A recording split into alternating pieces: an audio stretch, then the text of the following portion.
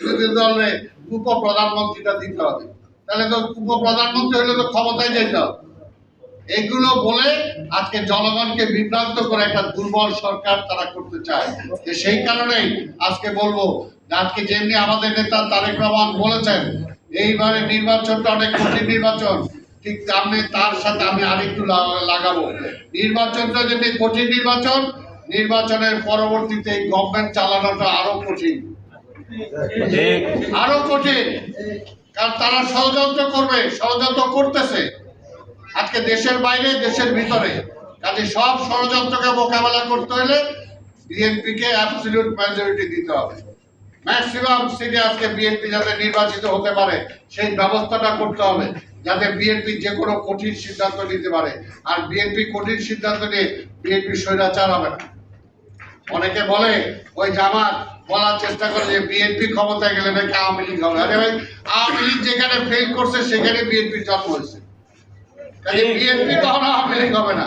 আপনারা হইতে পারেন, কারণ এখনই আপনার ধমকাধমকি শুরু করে দিছে, এটা হইতে হবে নাইলে ভোট হবে না, এটা করে দেবো।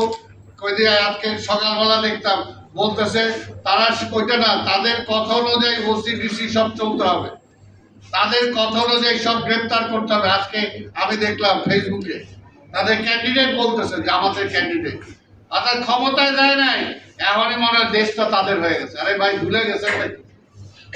স্বাধীনতা যুদ্ধের ইতিহাসের কথা মানুষ ভুলে নাই, এরপরে ইতিহাসটা ভুলে যায় নাই। কাজেই পরিষ্কার কথা, বিএনপি ইনশাআল্লাহ জনগণের ভোটে ক্ষমতায় যাবে। তবে এখন কথাটা হলো যে তারা চাচ্ছে যাতে কম সংখ্যক ভোট সিট নিয়ে ক্ষমতায় যায়, কিন্তু আমাদের বেশি সংখ্যক সিট নিয়ে ক্ষমতায় যেতে হবে। না হারায়। আমার দুই পাশে 2 সিটের এখানে মনোনীত প্রার্থী আছে।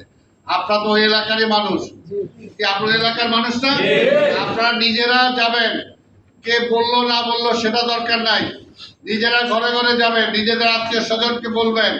এবং এই নির্বাচন যে কঠিন নির্বাচন সেটা বলতে হবে।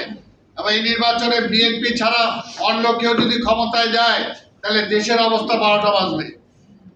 কারণ আমরা বলতে পারি, আমরা অতীতও বলতে পারি, বর্তমানও বলতে পারি, আমরা বলতে পারি বিএনপির কাছে মুসলমান বলেন, হিন্দু বলেন, খ্রিস্টান বলেন, বুদ্ধিস্ট বলেন, বিএনপির কাছে পাহাড়ি বলেন, বাঙালি বলেন, লারমা বলেন, মারমা বলেন, সবাই নিশ্চিত থাকবে।